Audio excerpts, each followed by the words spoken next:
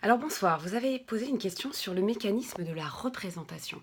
Alors déjà, la représentation, c'est un mécanisme qui permet à une personne, qu'on appelle le représentant, de conclure un contrat au nom et pour le compte d'une autre personne qu'on appelle le représenté. C'est dans le code aux articles 153 et suivants. Alors, la représentation, elle peut être légale ou conventionnelle. Légale, c'est par exemple l'hypothèse de la représentation du mineur. Les parents représentent leur enfant mineur. Bon. Ou conventionnelle, ça va être l'hypothèse du contrat de mandat, par exemple. Alors, je vous donne deux exemples, hein, une hypothèse conventionnelle et une hypothèse légale. Je commence par la légale. J'ai un fils de 8 ans qui a hérité, par exemple, d'un appartement au décès de ses grands-parents, il faut louer cet appartement. Il est mineur, il ne peut donc pas conclure seul cet acte juridique, ça ne serait pas valable.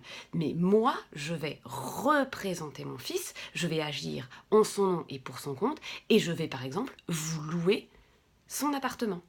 Bon, autre exemple, un contrat de mandat.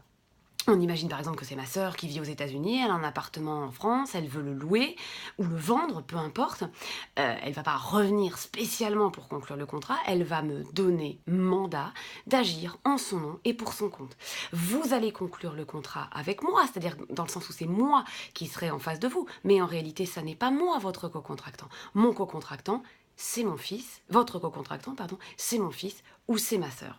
Donc les enjeux sont très importants, les enjeux de la représentation. Il s'agit de savoir qui est le contractant, qui est votre co-contractant. C'est pas le représentant, c'est le représenté. C'est très important de savoir à qui vous allez demander le paiement. C'est très important de savoir si vous avez une responsabilité contractuelle à mettre en jeu. Qui est le débiteur de votre... qui est le débiteur. Bon, il y a aussi plein d'autres questions. Le représentant avait-il le pouvoir d'effectuer les actes juridiques? Est-ce qu'il pouvait effectuer une vente, par exemple? Est-ce que c'était dans son pouvoir? En cas de dépassement de pouvoir, quelle sera la sanction?